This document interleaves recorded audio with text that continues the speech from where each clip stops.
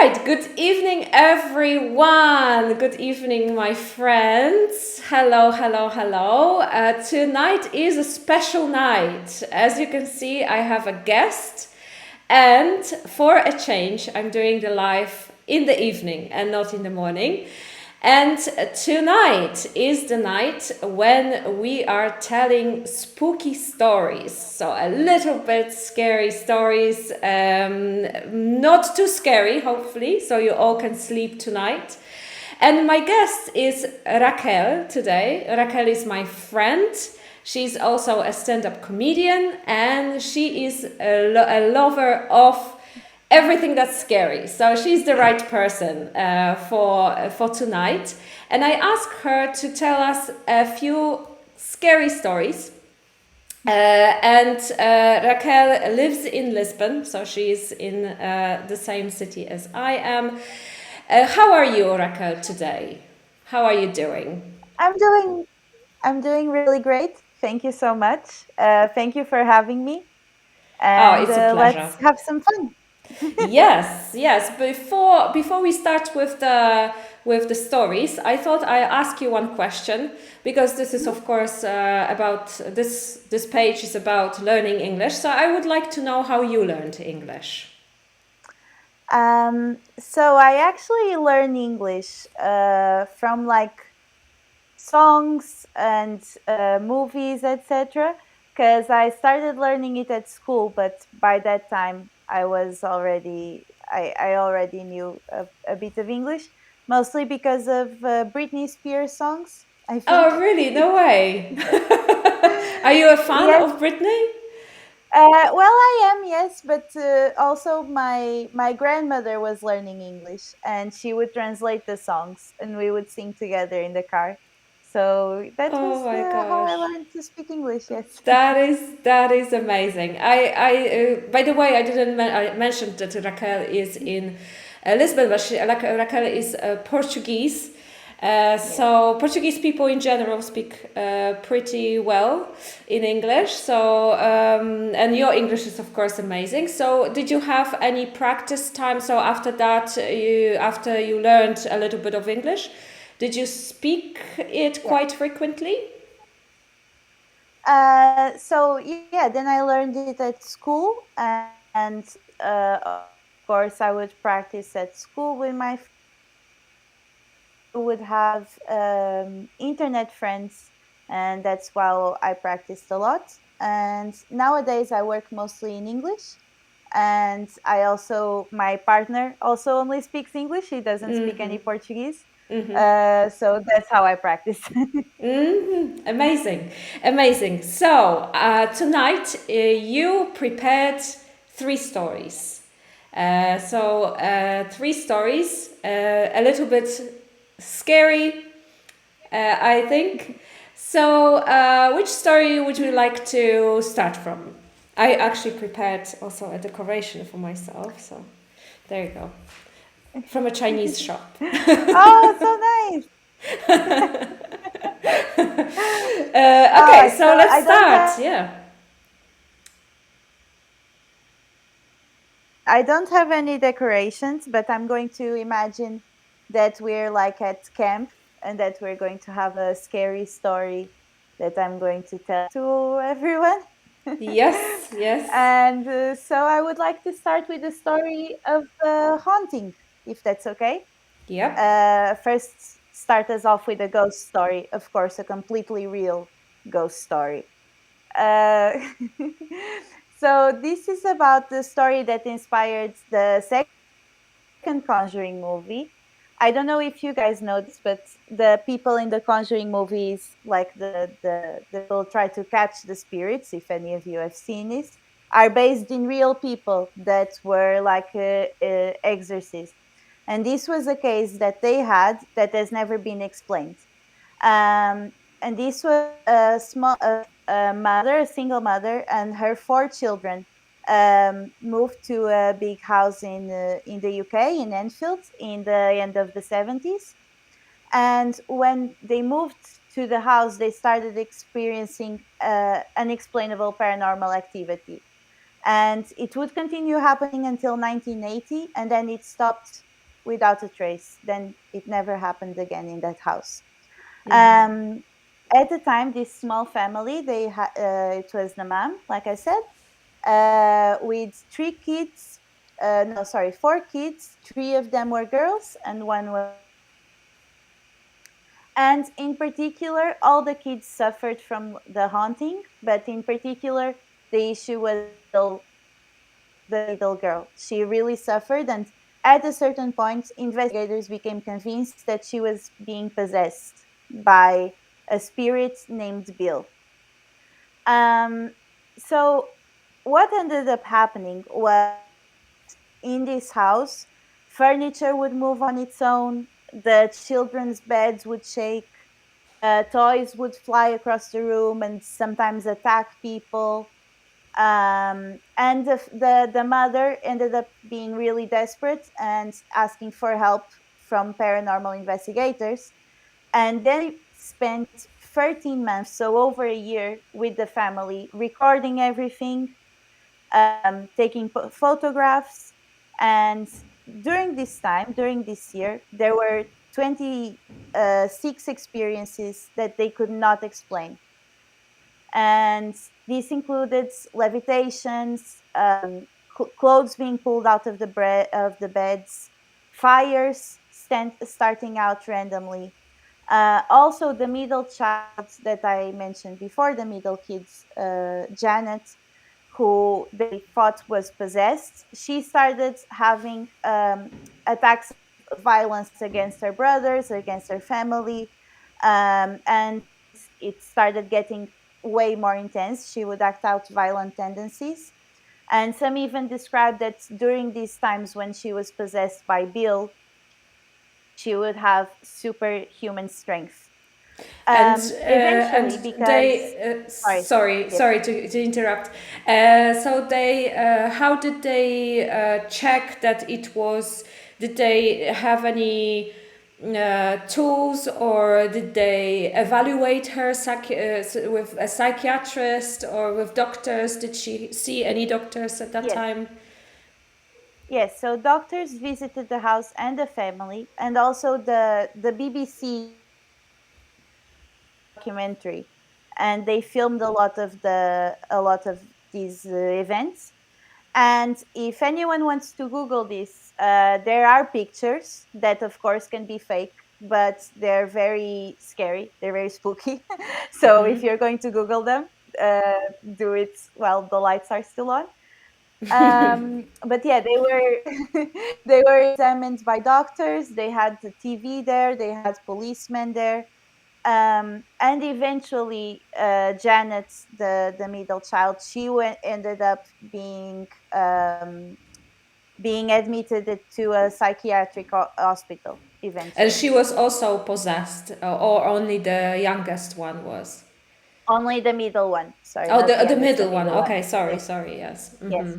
Only she was possessed by allegedly, as to say, Right. she was possessed by a guy named Bill. And eventually, when the BBC started looking into it, a man who used to live in that house came forward and said that his father's name was Bill, and he had died of an heart attack in the house, and that he used to be a very violent man, violent with the children, violent Okay.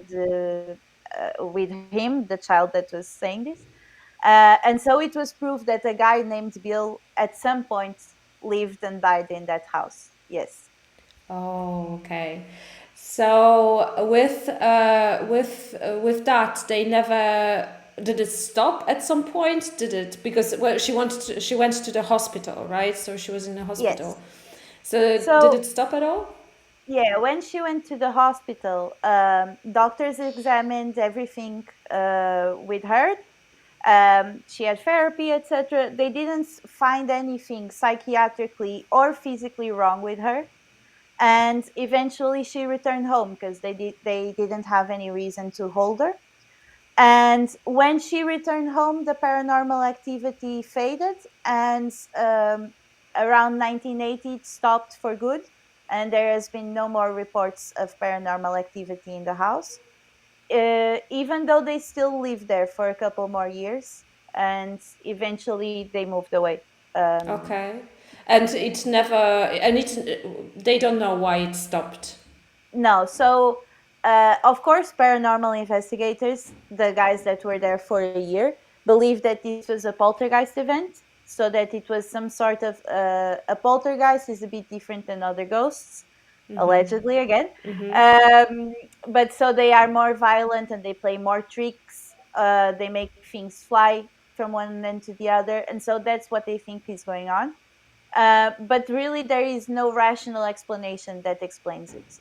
A lot of things are, of course, can be children's tricks and children, play. Yeah, yeah, but Um, it's interesting that she knew the name yeah. and what kind of things did she experience? What kind of was she speaking different languages? So she was levitating and a lot of times being pulled by the hair out of the bed. And also she was hitting other people with more strength than she should have as a girl.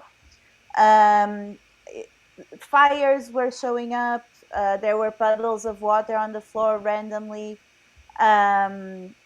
But yeah, also a lot of things happened to her brothers and sisters, like aggressive things during the night that were not And very. and the doctors, what did the doctors say when because of course doctors are skeptical Yes.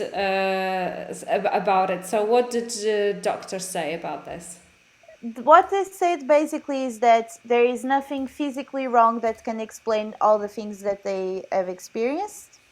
But they think that maybe it was some sort of collective hysteria, or that the children were faking the symptoms so that they would be more interesting. But one reason why I thought to bring this story is, first of all, it's quite creepy that there's no explanation for everything that was observed. And also that a lot of the equipment, like for example the BBC crew that went there to film, their equipment was ruined. The footage was all deleted by something. And also, if you see interviews with these people, because they are still alive, this is not that long ago, you can tell that something happened to them.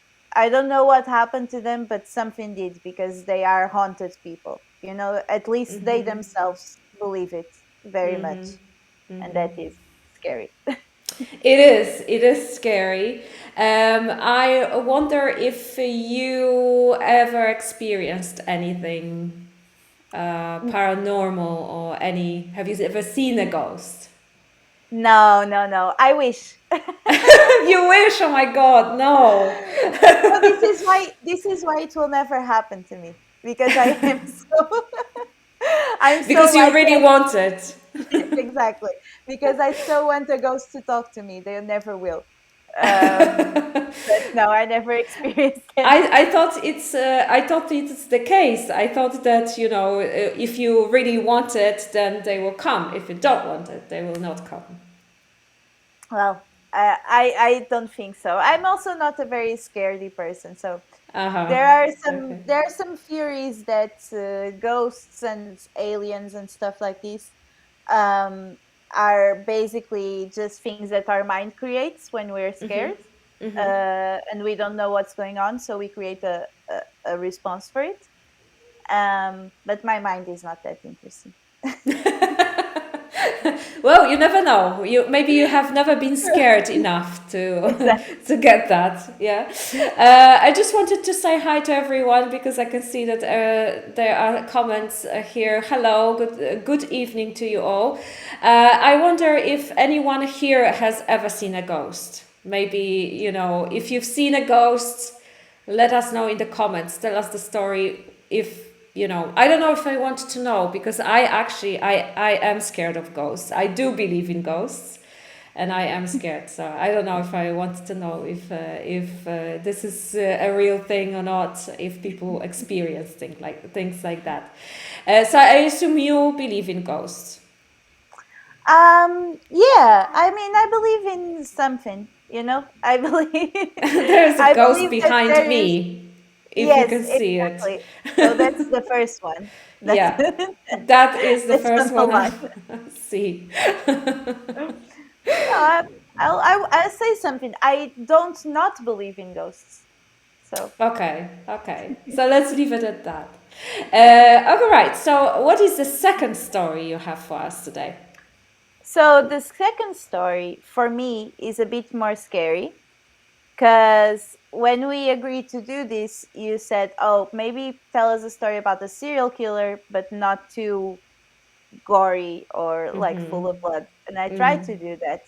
But instead of gore and blood, we're going to talk about a serial killer that has still not been caught. And that for me is very scary.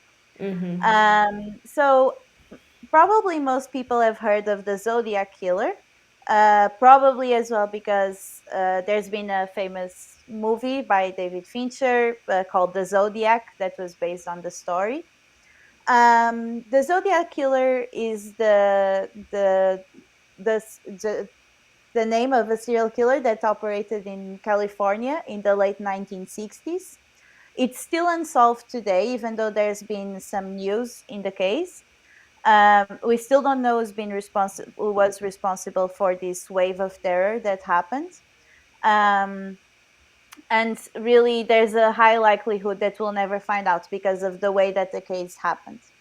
So, as far as we know, the Zodiac murdered 5 victims between December 68 and October 69, operating mostly in California, in rural and urban settings. At the start, he was targeting young couples. So the way that he would do it was that there exists this concept in America that is lovers' lanes. So you drive there with your significant other to do things you cannot do at home. Let's say like this. And and he would find couples in these sorts of places that are very isolated, very dark, and you would target them with a gun, and that's where some of the first attacks at least took place. The first attack, 2 of his attempted victims survived, so there's been 7 attacks, let's say, but only 5 deaths that the police can confirm because these 2 people survived, even though they were shot at very close range, and so they couldn't see a lot of the killer's face, of course. However, the killer himself proclaims to have murdered 37 victims, but the investigators don't really believe that. They believe he's exaggerating. And the reason we know why he claims this, and the reason we know why this is such a big mystery as well, is that he sent a series of letters and cards to the police, but also to newspapers to publish. So, very notoriously, the San Francisco Chronicle. So, if you've seen the movie, maybe some people have, Jake Gyllenhaal actually plays a journalist from the San Francisco Chronicle because that's where the letters were coming to.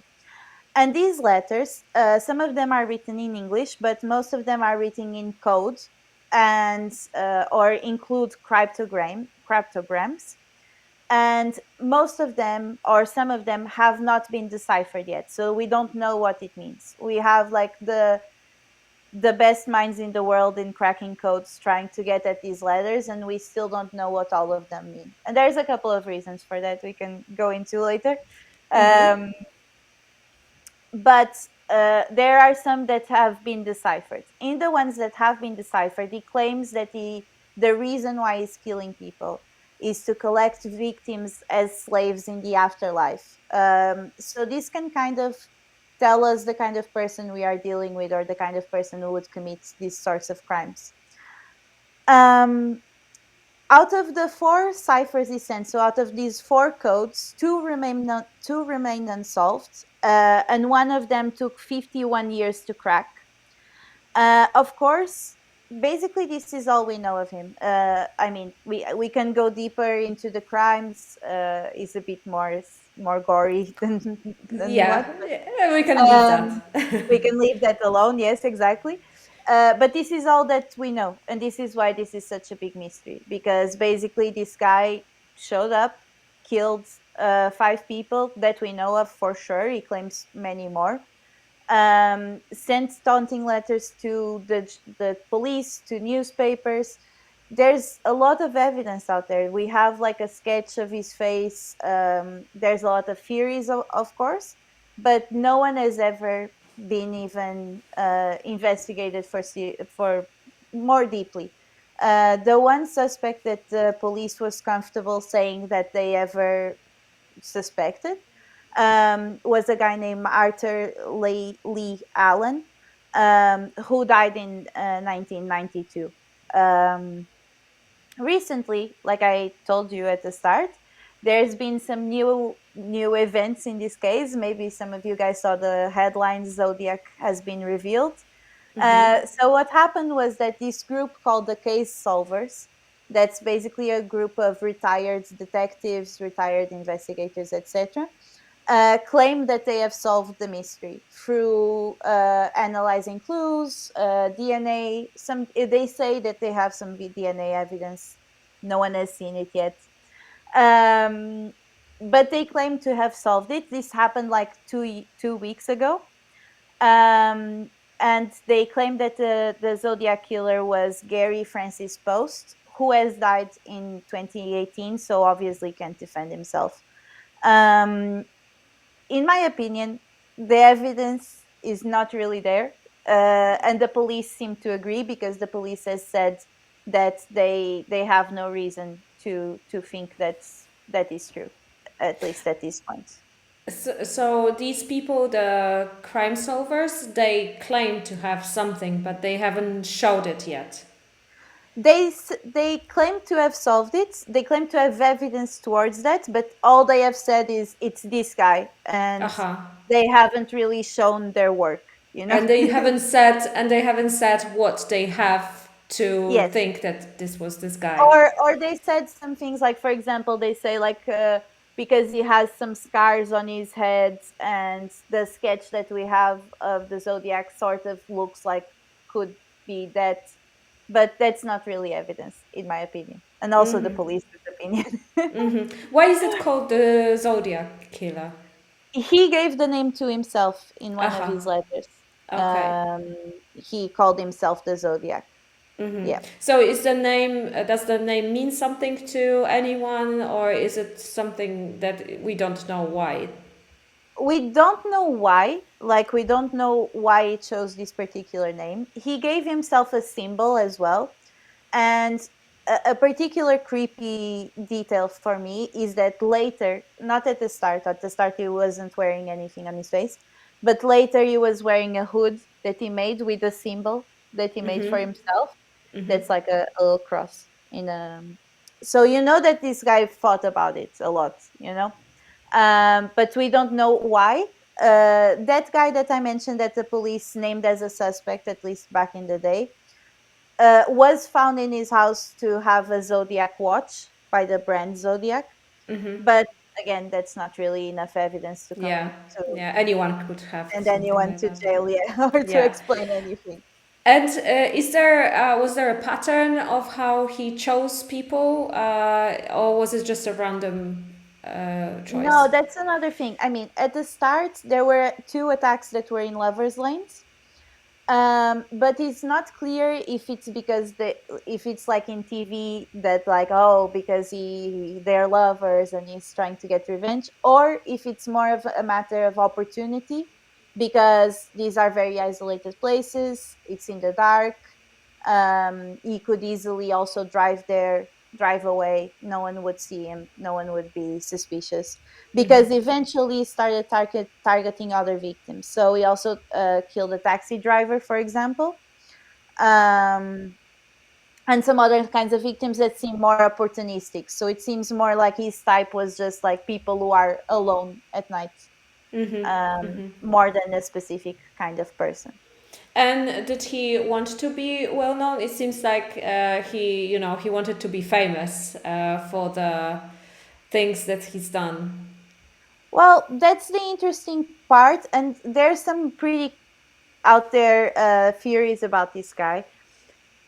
It seems like he wants to be known. Obviously, we know that with a lot of serial killers, they do have that they want to be famous. But also, he seems to have either stopped operating, or maybe he was caught for some other crime and went to prison, because really he was only active for that year. And then seems to have dropped off the face of the earth. So then there was no letters anymore, nothing like that. And there were no people who came forward and said, "Oh, this was me." That No, could no, match. no, no, no, no credible ones. At least I bet the police got 1,000 of them. Crazies. Yeah, exactly. Yeah, that always happens. And you mentioned that he wrote in code, and he had some, and they never deciphered those. So why did it happen? Two of the letters that he wrote in code have been deciphered, and the other 3 have not. I think it's like this. There's a bunch of reasons for this. Most people think that so to decipher a code, it's important that the code itself, when it's translated, doesn't have any typos, for example. Because if you have a typo, then it changes how the person is going to read the code, basically, and how they can decipher it. And we know from his letters that he made a lot of typos. So probably on purpose, probably to confuse investigations, let's say. So the most recent one that has been deciphered, although it's still being checked, has been deciphered by like a computer, a supercomputer, that was just running combinations of possible words and was able to decipher like a tiny bit of the letter, because that's what they think happened. They think he created a cipher, but also that he added typos to it to make it harder to decipher. And so what was in those letters? Like, what kind of things did he write about? Well, the thing that I mentioned about these motives of like I think he says something like I don't want to use my internet to search the actual quote, but he says something like, "Oh, I'm going to kill these people so that I can have slaves to take care of me in the afterlife." Okay. Um, So he was religious then, probably, or it something. seems like some version of at least something that he believed in, that he was going to kill those people, and afterwards they would have to serve him, basically. He also spends a lot of them like taunting the police, so like, "You'll never catch me, I'm this man, I'm that man." Probably lifted his ego a lot because they haven't caught him they didn't catch him for so long too. Yeah. Do you think that they will find the answer to this? I think that by this time, because also a big part of why it's possible even to have these mysteries, because at the time we didn't have DNA to compare like the letters, we didn't have the technology that we nowadays have. A lot of this evidence has been like kept away, and so that's DNA, etc., can no longer be used in a concrete way. So that makes it very difficult to find. I think we'll never find a satisfying answer, probably. So it's like Jack the Ripper or something. Yes, exactly. The same case of. I think like maybe at the time, if investigations were done in different ways, maybe it could have been solved at the time. But because of the way that things have happened, I am very doubtful that it will happen. But you know that there was this guy, the Golden State Killer, also a very well-known serial killer, that was caught last year. And he was? Really? Yes, I actually heard about this. Yeah, we also thought he would never be caught because the crimes happened in the 70s and there were no leads. And then he was caught because one of his cousins did one of those 23 and me, those tests, DNA tests. That they find your ancestors or something, or where you're from originally. Yeah. And the DNA of the cousin match the database DNA that they had for the Golden State Killer, and that's how the Oh. police found this guy. Yeah. Ah, I didn't actually know that because I heard about that one. And this is the guy who dumped the bodies by a Yes. road, right? Yeah. Yes. Yes. So Yes. I heard, I didn't know that. So when did they catch him? They caught him, I think, either last year or 2018 that they Uh-huh. caught him, but Okay. it was recent, and he was already an old man, and he Uh-huh. probably also thought that he was going to get away with it forever, you know. So there's always a chance. Interesting. So did he go, like, of course he was probably judged and Yes. went to jail Yes. as an Yes. Yes. old man already. Yeah. Did he have anything to say why he did it? No, Nothing. no. He is. It's kind of interesting. I mean, I think all these guys are terrible people, and I don't Yeah. want to listen to them, of Yeah, course. yeah. But it is kind of interesting because usually serial killers like to tell their stories and explain why they did it and try to make themselves look like smarter or nicer or more interesting or whatever. Not this guy. He was just caught at 60 and he went to jail and he never even confirmed the crimes or anything. Ah, okay. So he didn't really have anything to say. No, he was just quiet the whole time. Okay, okay, interesting. So if you haven't seen Zodiac, the Zodiac, I think it's Yeah. the movie.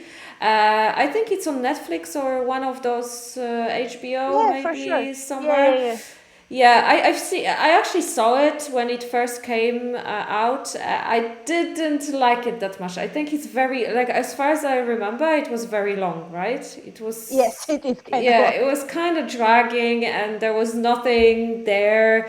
Yeah. So yeah, I think you have to be patient and maybe like films like that, but it's a very well-known movie. It's Yeah. yeah. Did you like it, Raquel? Yeah, I did like it. I thought it was interesting, but just so you know, one of the theories that also exists is that the journalist in the movie, the guy that is played by Jake Gyllenhaal, there's some people that believe that he just made up the letters and that the crimes were unrelated, were just random shootings, that Uh-huh. because these letters existed, were put together in this theory of the Zodiac Killer, let's say. But that's it never happened. So that's another theory, for example. Okay, interesting. You know what I was thinking the other day, because I am. I think we talked about this before. I am a fan of Bailey. I can't remember her name, but the girl. There's on Facebook you will find a girl who does makeup and she tells Yes, yes, yes. crime stories and ghost stories sometimes. And I really like her channel. I often listen to her, but the thing that really strikes me is that there are so many serial killers in the States. Yeah. Don't you think? Like, do you like? Have you ever thought about why? Do you agree with that, or is it just because the States are just, such a pop cultured country and they make it? I I think that there's a bunch of reasons why. I think they catch them more. That's definitely true. For example, there's a very famous Russian serial killer that was active during when Russia was still the USSR, and he killed a lot of people, and that kind of makes me think like this was just the guy that was caught, probably in a time with so much like moving around, so much instability, so many people disappearing. Probably there were other guys active like that man. So I think the Americans on one hand just catch them more. I think also they started having like a culture of it, a culture of violence because they have more guns, etc. Yeah. And also they have the culture of it being known, right? Um, so yeah, I think it's a combination of factors, but I also think that sometimes we are a bit quick to jump to the serial killer label. Yeah, maybe. And also I feel that there is a, in the States especially, there's a fascination Yes.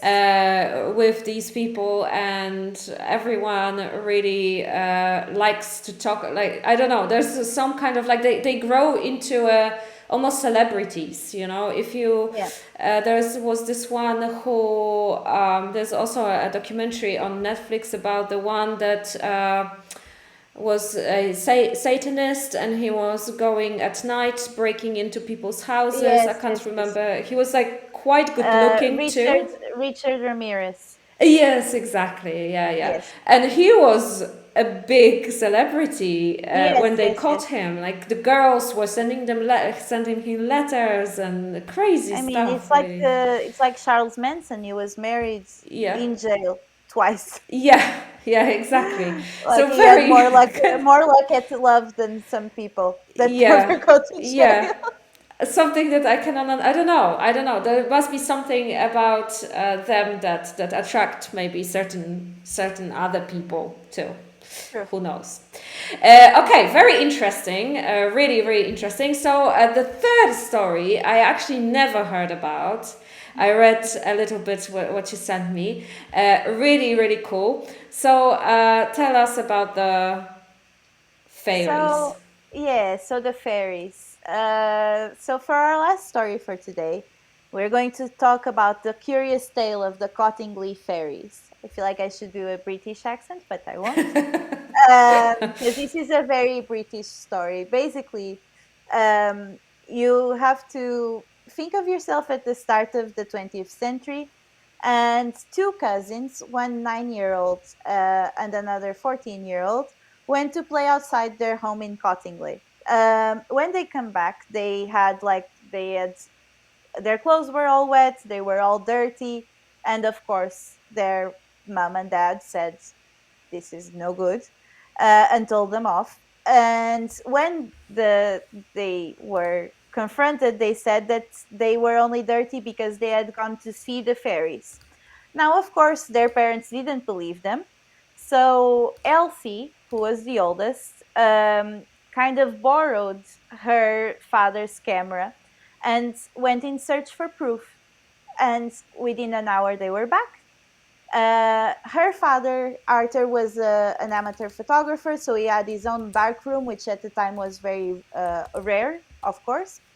And so they revealed the pictures and the image. If you want to Google, by the way, Cottingley fairies. Yeah, I actually can. I forgot, but I can share my screen with you, so I can actually show you a couple of photos from my Google search.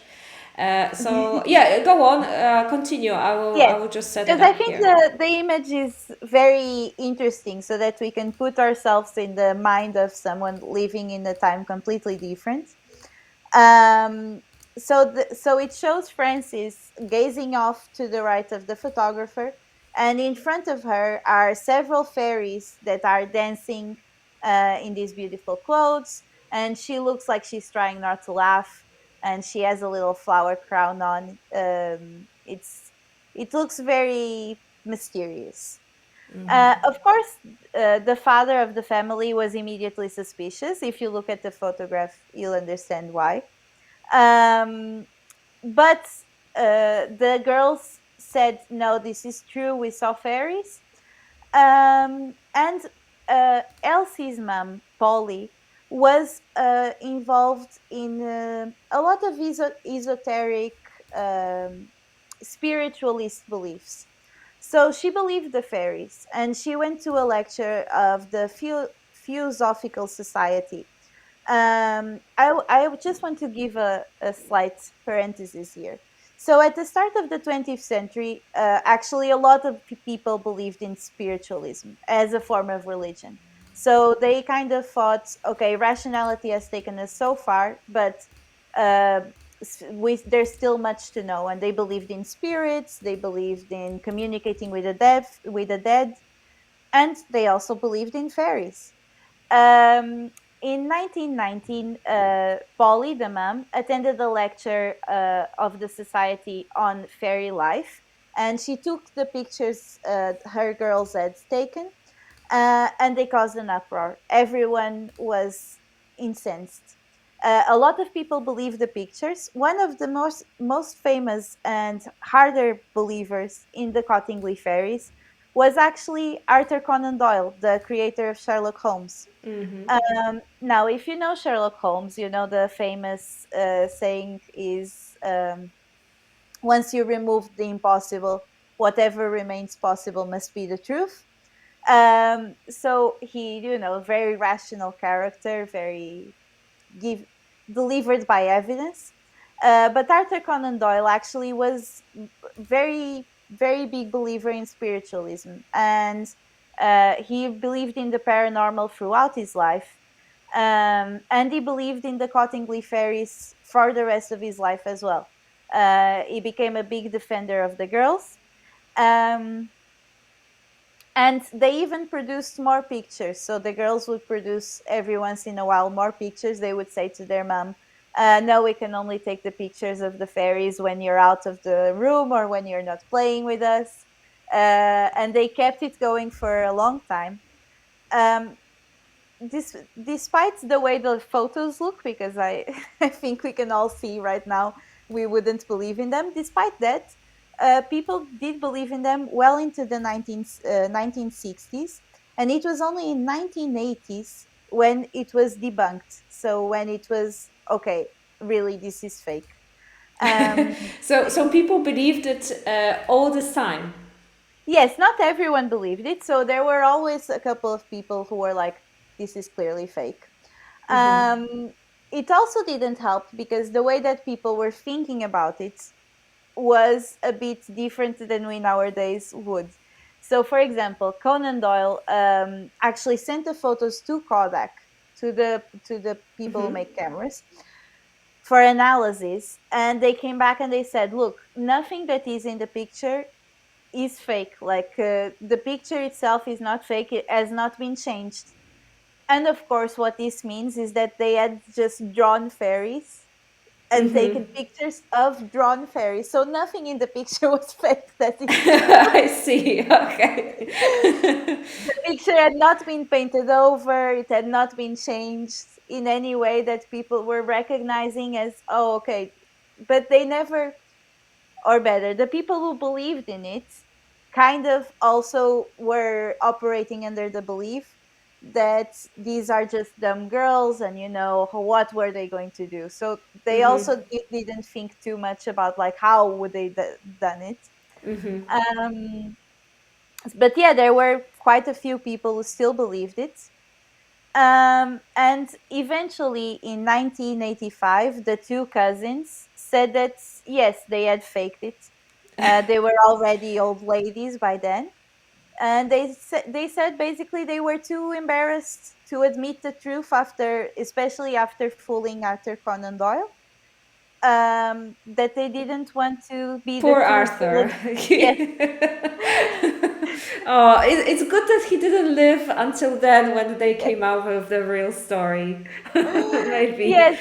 And basically they said they were embarrassed that they had managed to trick him, and of course trick their mom, trick all these people. And they also said that they think that people believed it because they wanted to believe it, and so that they didn't feel too guilty because they were children. And also looking back at it, they're like, okay, if you were tricked by that, Yeah, it's yeah. not fully our fault.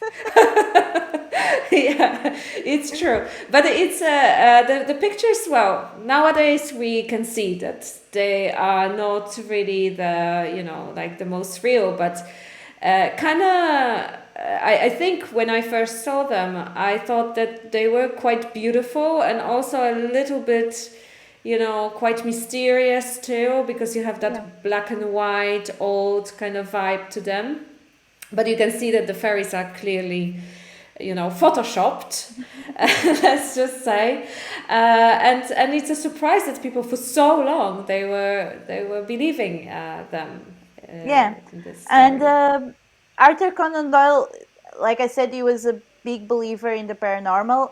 A lot of people think that it was because his son, he had a son that passed away in World War One. And it certainly is true that he would try to contact his son for the rest of his life. He would go to a lot of mediums and kind of try this spiritualism route and believe when people like knocked on the tables and everything. And I think it's true what the girls said when they were older, that like people believe because they want to believe, and people usually have a very strong reason for wanting to believe these kinds of things. Yeah, yeah. I think like there is some kind of a magic that people want to experience in a way after, and in Iceland, for example, the people believe that there Yeah. are elves living in the mountains, right? They also have the special. They cannot put the road around. Yeah. And yeah, it is very. I think it's kind of natural that we do believe in those things. And do you know any interesting stuff about the mediums and seances, whatever it's called, that they had in the 20s, for example? There was no in the 20s, or was it 19th century, right? Earlier, so in the 1910s, right at the start of the century. Right, It right. was a big fashion. It was like I think it's hard for us to understand, but first of all, people went crazy for things like we will go crazy today. That same, that same thing happened. And so Right. people with, travel being easier, people started getting really into like this idea of the East. So people would travel to China or Mongolia, for example, and come back with all these ideas, kind of like when the Beatles went to India. That also was happening. People were going to India to study with the wise men, and they would come back saying that they had all these sorts of powers.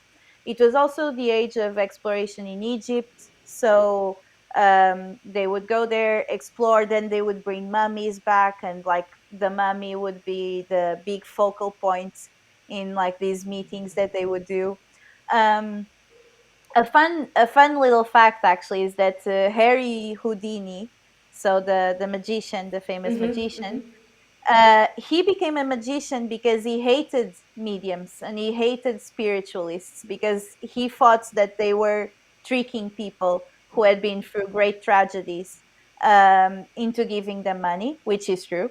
And that's why he started doing magic tricks, because he wanted to prove that it was not magic, that it was just him, a man, doing all these things that seem paranormal.